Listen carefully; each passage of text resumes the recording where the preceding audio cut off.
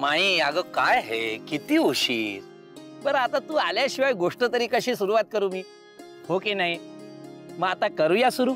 आता तुला काही वेगळं सांगायला हवंय का की कालपर्यंत आपली गोष्ट कुठपर्यंत आली होती, आता त्याच्याच पुढचा भाग आज आपण सुरू करतोय. पण माई तुला माहितीये का, ज्या महादेव आणि पार्वती यांच्या विवाहाची गोष्ट आपण ऐकतोय ना, त्याच शिव आणि पार्वतीला जगाचे माता पिता म्हटले जाते. आणि पुराणांमध्ये असा उल्लेख आहे, जगता पितरौ वंदे पार्वती परमेश्वरौ. या जगताचे माता पिता जर कोणी असतील तर ते शिव आणि पार्वती आहे. विश्वाच्या संहाराच्या वेळी नवनिर्मितीसाठी आवश्यक ते वातावरण प्रत्यक्ष शिवच निर्माण करतात. आणि म्हणूनच शिव आणि शक्ती यांचं महत्व हे अनन्यसाधारण आहे. हे तेज, हा प्रकाश, हा महादेवांच्या आत्मतेजाचा आहे.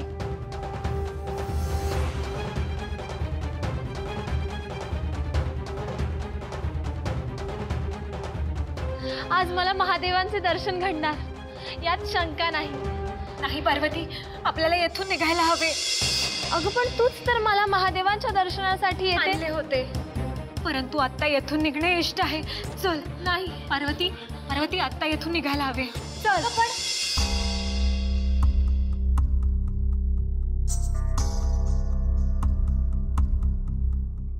सखी, सखी कुठे गुंग झाली आहेस तू? आणि हा काय चमत्कार म्हणावा? काही क्षणापूर्वी आपण त्या गुहेच्या बाहेर होतो आणि आता हा तर दधीची ऋषींचा आश्रम आहे. होय, मी जाणून बुजूनच आपल्याला येथे आणले आहे. परंतु का? तूच मला महादेवांच्या दर्शन घडवण्यासाठी तेथे नेले होतेस. मी किती आतुरतेने या मंगल क्षणाची प्रतीक्षा करत होते. मला महादेवांचे दर्शन घडणारच होते, तेवढ्यात आपण तेथून अदृश्य झालो. हे सर्व काही माझ्या कल्पने पलीकडले आहे. आपली मानसिक अवस्था समजू शकते, परंतु आपले येथे येणे आवश्यक होते. कारण माते,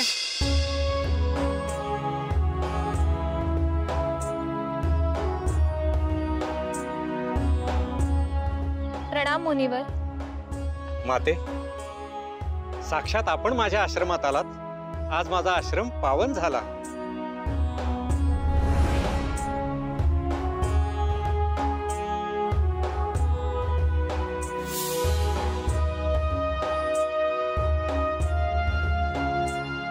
देवी लक्ष्मी, ह्या पार्वतीचा प्रणाम स्वीकारावा व मला क्षमा करावी. आपण इतका वेळ माझ्या समक्ष होतात तरी देखील मी आपणास ओळखू शकले नाही. आपण क्षमा मागू नये पार्वती. हे सारे महादेव व आपल्या मिलनासाठी नियतीने रचलेली लीला होती.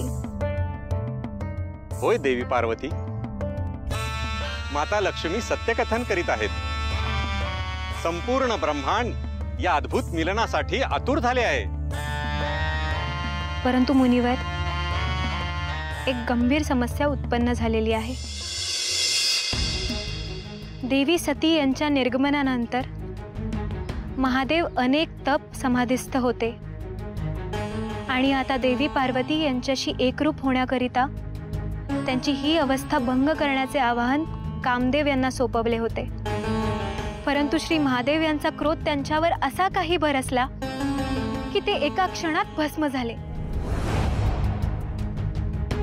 आणि त्याहून दुःखद वार्ता म्हणजे महादेव यांनी पुनर्विवाह करण्यास विरोध दर्शविला आहे.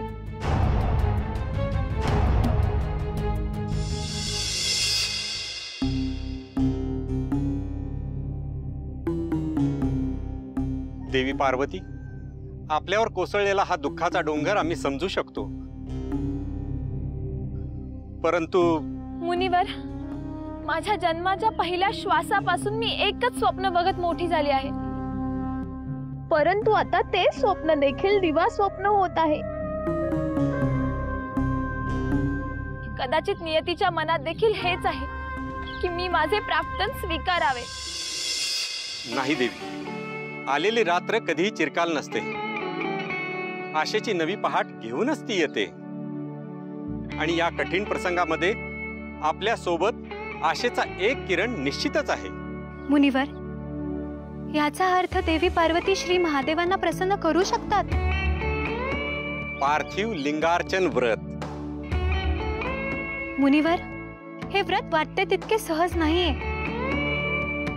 प्रसंगी देवी पार्वतीच्या धैर्याची व चिकाटीची सत्व परीक्षा ठरणार आहे. मुनिवर, श्री महादेवांना प्रसन्न करून प्राप्त करण्यासाठी मी कितीही कठीण व्रत पूर्ण करेन. पार्थिव लिंगार्चन व्रत अखंड सुखी संसाराकरिता आणि सौभाग्याकरिता असलेले हे व्रत. यामध्ये केवळ शुद्ध मृदा वापरून प्रतिदिन 1,00,000 शिवलिंग निर्माण करावयाचे आहेत आणि सायंकाळी त्याचे पूजन करून विधिवत विसर्जनही करायचे. आणि असे तोपर्यंत करावे लागेल जोपर्यंत श्री महादेव प्रसन्न होणार नाहीत. आणि देवी पार्वती, ही खरंच आपल्या संयमाची पराकाष्ठा ठरू शकते. तेव्हा आपण पुन्हा विचार करावा. नाही देवी, माझा निर्णय ठाम आहे. हे महाकठीण व्रत सुयोग्य पद्धतीने पार पाडणे हेच माझ्या जीवनाचे ध्येय आहे.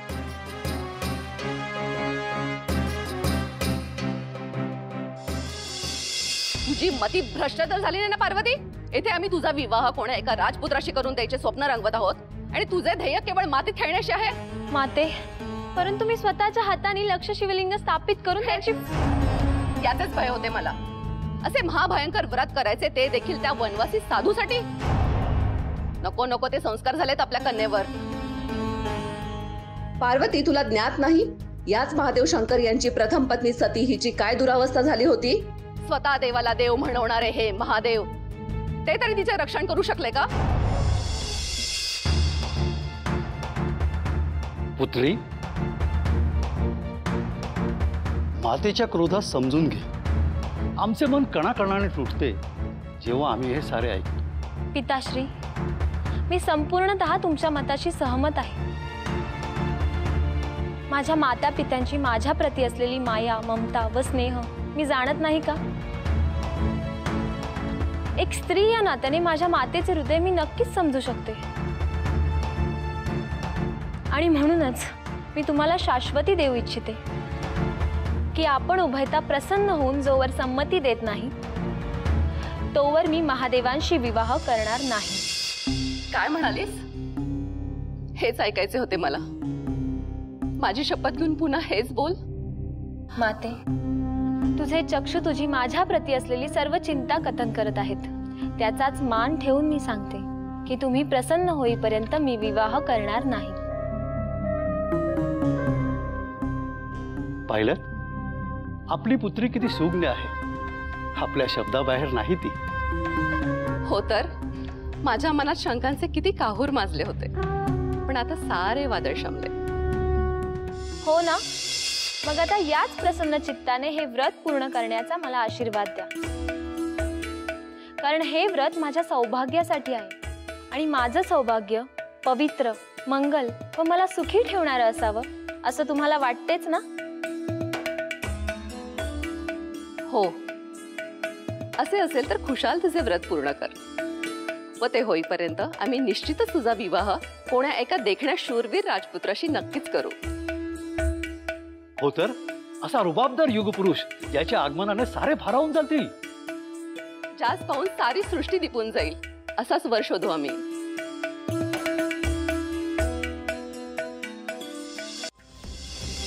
यामध्ये बेलपत्र कमी दिसत आहे ते दासीला सांगून मागून घ्या.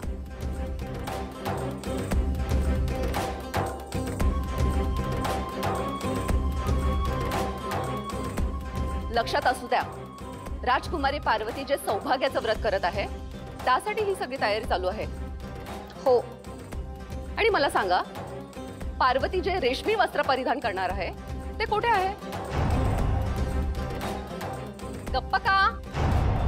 कुठे रेशमी वस्त्र?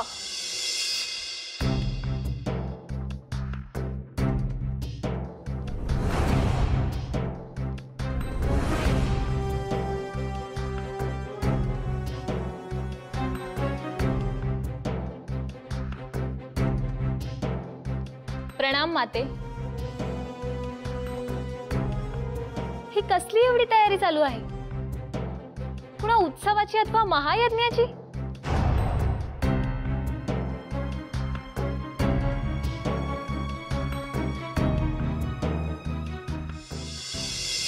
पार्वती, प्रणाम नमस्कार बाजूला ठेव. आधी मला सांग, तुला परिधान करायला दिलेले रेशमी वस्त्र कुठे आहेत? का परिधान केले नाही तू? तुझे काय चालले आहे? तू आम्हालाच विचारतेस कसली तयारी? हे सर्व काही तुझ्याच व्रतासाठी चालू आहे ना? माझ्या व्रतासाठी? अर्थात एक राजमाता आपल्या कन्येच्या इच्छेसाठी हे करू शकत नाही. माते, असे बोलू नकोस माते. मला हे सुचवायचे आहे की हे व्रत मी माझ्यासाठी करते आहे व त्यासाठी काही नियम व बंधने माझ्यासाठी मीच घातली आहेत. मला काही ऐकायचे नाहीये. तू रेशमी वस्त्रे परिधान कर, रत्नजडित माळा वस्त्रे घालून पूजेस बस. ज्यांच्यासाठी मी हे व्रत करत आहे ते या राजवाड्यापासून दूर वसतात, वनात, पर्वतात. त्यामुळे मी हे व्रत येथे नाही तर वनात जाऊन करणार आहे. माझे देव स्वतःला या अहिक सुखापासून, वस्त्रे आभूषणांपासून अलिप्त ठेवतात. ही पुष्पे, बेलपत्रे हेच त्यांच्यासाठी अलंकार आहेत. त्यामुळे मला देखील तसेच आचरण करावे लागेल माते. ज्याच्यासाठी तू इतका निर्धार करते आहेस ते व्रत असे नेमके आहे तरी काय?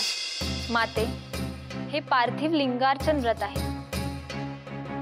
यामध्ये मला दररोज वनातील मृदेपासून 1,00,000 शिवलिंग बनवायचे आहेत. काय? रोज 1,00,000 शिवलिंग? होय, व त्यांची मनोभावे पूजा करून यथासांग विधिवत विसर्जन देखील. पण हा घाट किती दिन चालू राहणार? माते, हा प्रवास आहे ज्याचा अंत महादेवांच्या दर्शनाने संपणार आहे. महादेवांचे दर्शन जोवर होत नाही तोवर हे प्रतिदिन करत राहावे लागणार. असंभव आहे पार्वती. तू असा प्रवास करू पाहते आहेस ज्यावरील पहिले पाऊल उचलणे देखील अशक्य आहे. माते, मार्ग खडतर आहे हे माझे ज्ञात आहे. ही माझी देखील परीक्षाच आहे. परंतु त्या पश्चात जेव्हा महादेवांचे दर्शन घडेल तेव्हा त्याहून अधिक भाग्यवान गोष्ट कुठली असेल? मला समजत नाही तुझ्या ह्या निर्धारास काय म्हणावे. तुझी भक्ती की त्यातील अंधपणा? पण मीच तुला शब्द दिल्याने मीच तुला अडवू शकत नाही याचाच खेद वाटतो.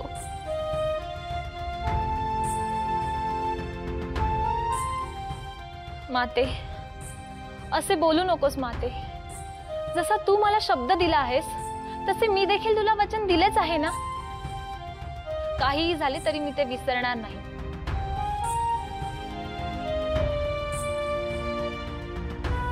मला आता निघायला हवे.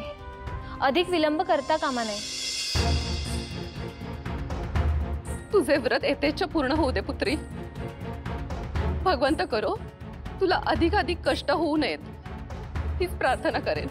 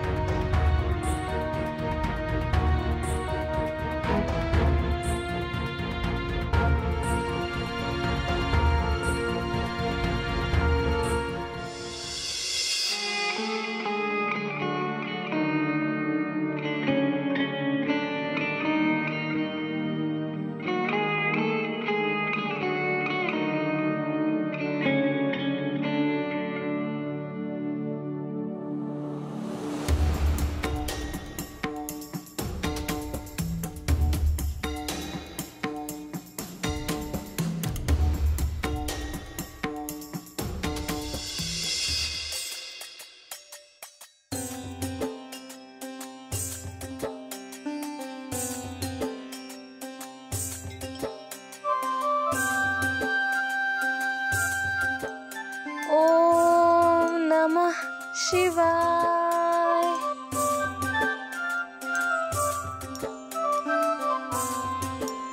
हे प्रभू महादेव, आजपासून माझ्या जीवनातील नवीन अध्याय सुरू होत आहे. त्यासाठी आपला आशीर्वाद माझ्या पाठीशी असावा अशी मी मनोकामना करते. ओम नमः शिवाय. ओम नमः शिवाय. नारायण नारायण.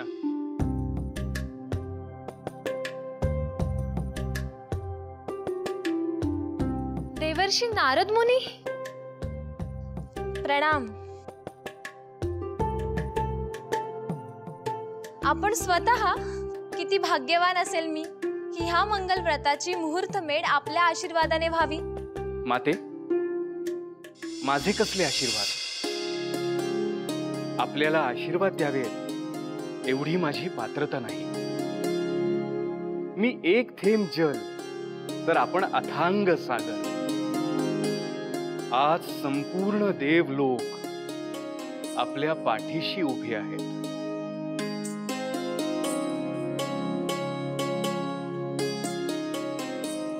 याचं कारण कदाचित आपणास ठाऊक नसेल. काय मुनिवर? मी ते जाणण्यास उत्सुक आहे. सांगतो. माते, जेव्हापासून देवाधिदेव महादेव समाधीस्थ अवस्थेत आहेत तेव्हापासून साऱ्या सृष्टीचं संतुलनच ढासळलं आहे. तारकासुराचे अत्याचार वाढत आहेत. असुरांचं अधिराज्य गाजत आहे. देवांवर दैत्यांची सत्ता प्रस्थापित होते आहे.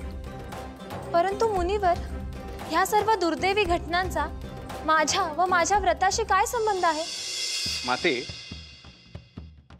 आपला आणि महादेवांचा विवाह व्हावा व आपणा उभय त्यांच्या पुत्राद्वारे तारकासुराचा वध व्हावा हे विधिलिखित आहे. आणि त्यासाठी आपलं हे व्रत विधिवत होणं अत्यंत गरजेचं आहे.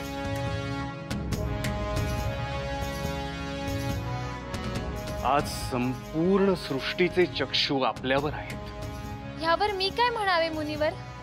माझ्या व्रताला, माझ्या धैर्याला साक्षात देवलोकातून आशीर्वाद प्राप्त होत आहे. यातच मी स्वतःला भाग्यवान समजते.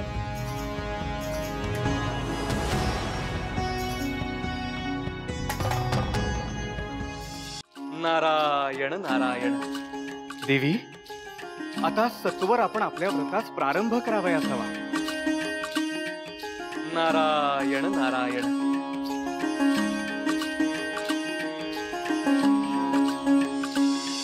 प्रभू, आपण पाहिलेत का? देवी पार्वती यांनी व्रत आरंभिले आहे. ते देखील पार्थिव लिंगार्चन व्रत. आमच्यापासून काही अभिज्ञ नाही नंदी. आमचे अंतरचक्षु सदैव आम्हाला येणाऱ्या भविष्याची पावले दाखवित असतात. म्हणजे महादेव, लवकरच आपण आणि देवी पार्वती यांचा विवाह? असंभव. हे कदापि होऊ शकत नाही. पण असे का भोलेनाथ? आम्हास प्रसन्न करण्यासाठी तिला हे व्रत पूर्ण करावं लागेल. परंतु आम्हास ज्ञात आहे की पार्वती हे व्रत पूर्ण करू शकणार नाही.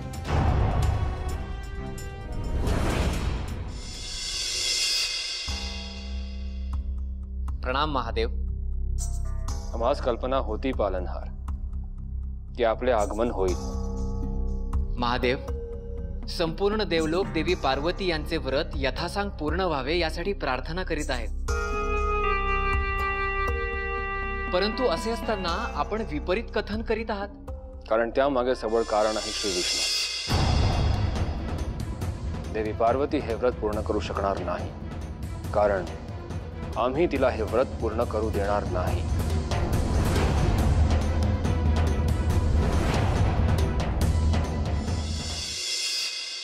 मंडळी, आपणा सगळ्यांना ठाऊक असेलच, पण ज्यांना माहीत नसेल त्यांना म्हणून मी सांगतोय हे.